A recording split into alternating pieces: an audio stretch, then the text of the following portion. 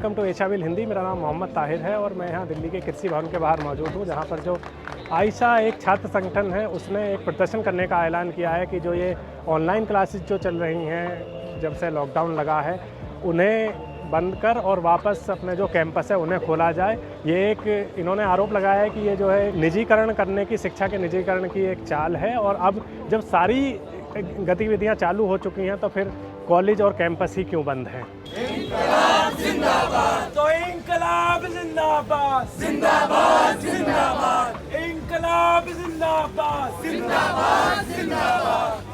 जो दूर दराज इलाके में रहते हैं, जंगलों में रहते हैं आजकल के आदिवासी लोग, उनके पास नेटवर्क नहीं है। उनको अगर पढ़ाई करनी पड़ती है तो 2 किलोमीटर पैदल चल के प्राइमरी स्कूल पे जाना पड़ता है जहाँ उनका नेटवर्क आता है। ये इस देश की हालत है। तो ये पूरा सिस्टम चलाया जा रहा है कि कैसे छात्रों को, नौजवानों को इस एजुकेशन सिस्टम से बेदखल किया जाए, ताकि उनके अंदर जो एक डिबेट का, डिस्कशन का, तार्किकता का जो एक रैशनैलिटी का जो विचार है वो ना पनपे। अगर पनपेगा तो यही सबसे ज़्यादा युवा जो है इस सरकार के खिलाफ बोलते हैं और ये बोलने से ये रोकना चाहते हैं।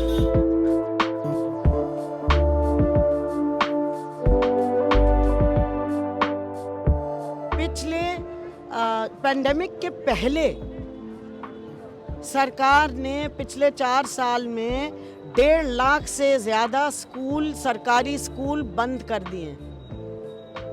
आज वो कह रहे हैं कि उन स्कूलों में तो बच्चे ही नहीं आते, तो ये स्कूल क्यों खुले रहे? क्योंकि आप वहाँ पढ़ाई नहीं ऑर्गेनाइज कर रहे हैं, तभी तो बच्चे नहीं आ रहे। गांव के बच्चे जो हैं वो कोई प्राइवेट स्कूल में तो आना चाहते नहीं। आप उनको एजुकेशन दे नहीं रहे, आप उनको अनपढ़ छोड़ रहे हैं।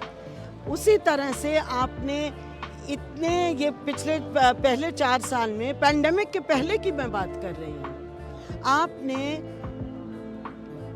शिक्षकों की आपने अपॉइंटमेंट नहीं की, ट्रेंड शिक्षक नहीं है, आप कॉन्ट्रैक्ट शिक्षक ला रहे हैं। कोई शिक्षा मित्र होते हैं तो कोई गुरुजी हैं। जितने कम पढ़े लिखे होते हैं उतने ज़्यादा उनके ओहदे ऊपर चढ़ाए जाते हैं, पर वो ट्रेन टीचर नहीं है। वॉलंटियर से आप करा रहे हैं। अब तो ये है, साफ कहने लग गए हैं स्वयं सेवक पढ़ाएंगे। अब आपको भी पता है स्वयं सेवक कौन है और वो क्या पढ़ाएंगे। आज हमारी ये बात है कि आज तो मेन बात तो आज हमारी जो अब की है, आपने सिनेमा हॉल खोल दिए, आपने शॉपिंग मॉल खोल दिए, आपने बार्स और पब्स खोल दिए, पर आप स्कूल और कॉलेज नहीं खोल सकते। इसका मतलब क्या है कि आपको सिर्फ वो कमर्शियल एक्टिविटी को आगे बढ़ाना चाह रहे हैं। आप अपने बच्चों की जो परेशानियां हैं उसको आप ध्यान ही नहीं दे रहे। जबकि पेरेंट्स एसोसिएशन भी हमारे साथ है, वो कह रहे हैं हमारे बच्चों की बुरी हालत है। 18 महीने हो गए वो कॉलेज स्कूल नहीं गए और आप उनको कह रहे हैं आप एग्ज़ाम दे दो। CBSE के एग्ज़ाम के लिए हर बच्चे को 1200 रुपये देने पड़ रहे हैं। जब आपने उनको क्लास ही नहीं ली, उनकी एग्ज़ाम दे रहे हो, तो वो फेल नहीं होंगे तो क्या होगा? जब बच्चों को टीचर से कोई कांटेक्ट नहीं होगा, क्लासेस नहीं लगेंगी, तो कैसे होगा? और यूनिवर्सिटी बंद करना का ये मतलब नहीं है सिर्फ क्लास। ये कह रहे हैं हम ऑनलाइन क्लास दे रहे हैं। ये आपके सरकार के खुद के फिगर हैं कि केवल 8% फैमिलीज़ हैं जिनके बच्चे 5 साल से लेकर 24 साल की उम्र के हैं, जिनके पास डिजिटल एक्सेस है। केवल 8%। और पूरा एजुकेशन सेक्टर इसमें आता है, 5 साल से लेके 24 साल तक पूरा एजुकेशन सिस्टम।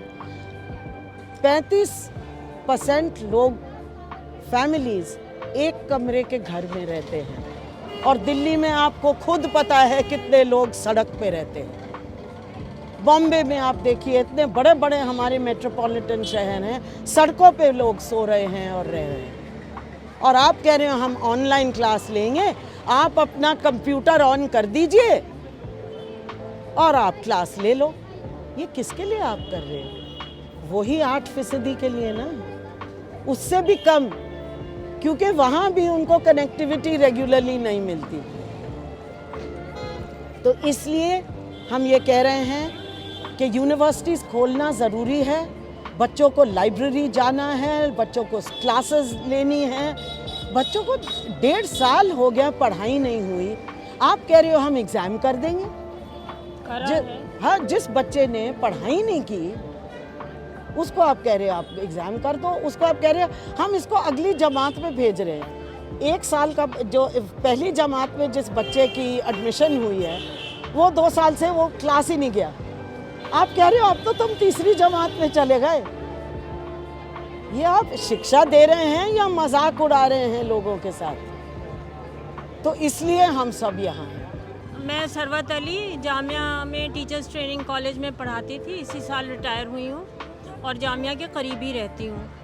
और मैं all India forum for right to education की 10-15 साल से मेंबर हूँ सेक्रेटरीट में, और मैं उसके साथ काम कर रही हूँ। और हमारा मकसद यही है कि एजुकेशन जो है हर बच्चे तक पहुँचे, चाहे वो छोटा हो या बड़ा हो। और उसमें फिर टीचर्स के मसले भी आ जाते हैं कि उनको भी जब पढ़ के निकलें तो नौकरियां मिलनी चाहिए। तो आज का जो हमारा मुद्दा है वो ये है कि आप कॉलेज खोलिए, क्योंकि देखिए अगर आप एजुकेशन की परिभाषा को देखें, एजुकेशन की डेफिनेशन देखें तो एजुकेशन एक सोशल प्रोसेस है। और इसलिए एजुकेशन को आप घर में बिठा के नहीं कर सकते हैं। एजुकेशन का मतलब सिर्फ किताब से सीखना नहीं होता है, बल्कि एजुकेशन का मतलब होता है एक दूसरे से सीखना, टीचर से सीखना, और दुनिया के जो भी मसले हैं उनको हल करना, प्रॉब्लम सॉल्विंग की एबिलिटी, डिसीजन मेकिंग की एबिलिटी डेवलप करना है। और वो बग़ैर कॉलेज और स्कूल जाए। और आप तो, हमारा मुल्क तो कॉपी कैट है, सारी दुनिया में जो कुछ हो रहा है उसी को कॉपी कर रहा है। तो स्कूलों के मामले में क्यों नहीं भाई? क्योंकि सारे जगह तो स्कूल खुले हुए हैं। ऐसा नहीं है कि वहाँ पेंडेमिक पूरी तरह से ख़त्म हो गया है, मगर बच्चे स्कूल जा रहे हैं, कॉलेज जा रहे हैं, उन्होंने जो एहतियात है वो ज़रूर करी है, मगर स्कूल कॉलेज जा रहे हैं क्योंकि ये समझ उनको है कि एजुकेशन घर में बैठकर नहीं हो सकती है, एजुकेशन लोगों के साथ मिलकर हो सकती है। एजुकेशन जो मुसीबतें आती हैं, परेशानियां जो बच्चे हॉस्टल में रह रहे हैं उसकी प्रॉब्लम्स को सॉल्व करने में सीखते हैं, उसी से अपनी ज़िंदगी चला सकते हैं। देखिए मुझे ऐसा लगता है कि ये 1.5 साल का पेंडेमिक ज़रूर है, मगर देश जो है वो 25, 30, 50 साल पीछे चला गया है। और जिस तरह से ये न्यू एजुकेशन पॉलिसी को लाए हैं, और वो एक कारण है कि प्राइवेटाइज़ करना, हर चीज़ को प्राइवेटाइज़ करके उससे लोगों का खून निचोड़ के और पैसे बनाने की जो सरकार की नीयत है वो ख़राब है। इस कारण से स्कूल नहीं खोल रहे हैं, क्योंकि देखिए यूनिवर्सिटीज़ और कॉलेजेस और स्कूल्स, गवर्नमेंट स्कूल्स जो हैं उनमें उन्हें पैसा नहीं मिलता है, उतना फ़ायदा नहीं होता है जितना प्राइवेटाइजेशन से होता है। तो जब बंद करके रखेंगे और प्राइवेट स्कूल्स खुल जाएंगे, आपको ये भी मालूम होगा कि कुछ प्राइवेट स्कूल्स खुल गए हैं, तो लोग उधर ही दौड़ेंगे, जहाँ एजुकेशन मिल रही है वहीं भागेंगे। तो ये मुनाफा एक रीज़न है, और प्रोटेस्ट और लोगों को फेस करना ना करने की हिम्मत दूसरा रीज़न है कि यूनिवर्सिटीज़ और कॉलेजेस और स्कूल्स नहीं खोले जा रहे हैं। उसके बाद ये भी डिमांड होगी कि एम्प्लॉयमेंट चाहिए, टीचर्स चाहिए, वो तो कितने सालों से खाली पड़ी हैं जगहें, उन्हें भरा नहीं है। तो मैं ये समझती हूँ कि खुलना चाहिए, NEP 2020 को वापस लेना चाहिए, क्योंकि वो एक बहुत ख़तरनाक चीज़ है इस देश के लिए।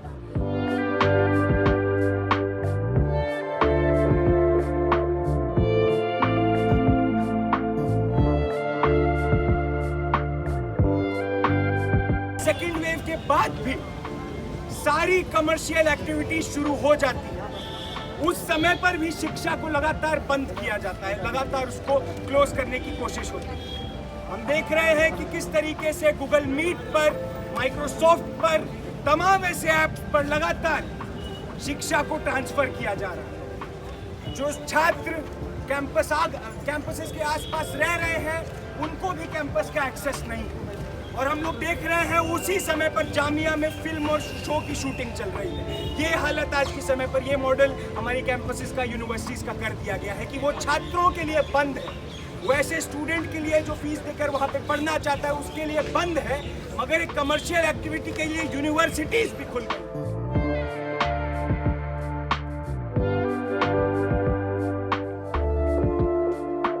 पार्टी के खुद के ही जो आंकड़े हैं वो कहते हैं कि इस देश में 10% से कम जो पिछड़े तबकों से स्टूडेंट्स आते हैं वो एक्चुअली 10वीं पास करके 12वीं तक पहुंचते हैं, और उससे भी कम स्टूडेंट्स 12वीं पास करके कॉलेजेस तक आते हैं।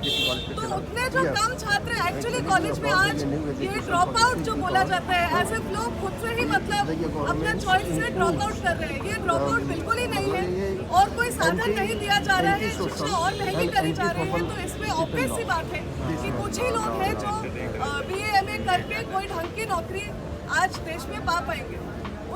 वो जो एक छोटा सा तबका बच गया है उसको आज और भी निचोड़ने की कोशिश करी जा रही है कि ऐसे कोई संस्थान बचे ही ना रहे। आज अगर एक एक करके कैंपस खोलने की बात हम मांग कर रहे हैं, इस कैंपस खुलने के बाद भी हमें पता है कि नई शिक्षा नीति के अंतर्गत जो UGC नया नोटिफिकेशन भी लाया है कि 50% से ज़्यादा क्लासेस एक्चुअली ऑनलाइन हो, ये सरकार एक्चुअली लागू करेगी और मान चुकी है कि ये चाहे कैंपस फिजिकली खुले हो या ना खुले हो, वो पूरी शिक्षा ऑनलाइन कर देगी।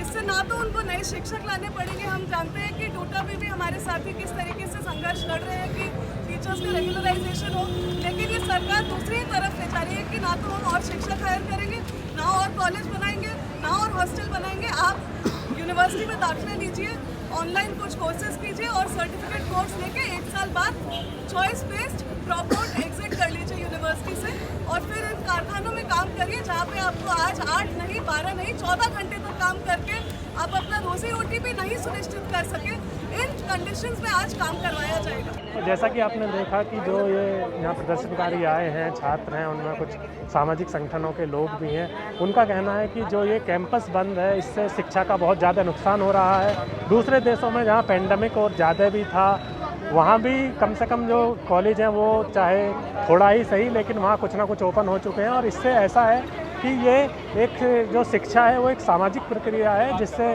कि लोग मतलब समाज में रहकर मतलब ये कमरे में घर में रहकर ये जो नहीं हो सकती, इससे जो है बहुत देश की शिक्षा का जो बहुत बड़ा नुकसान हो रहा है।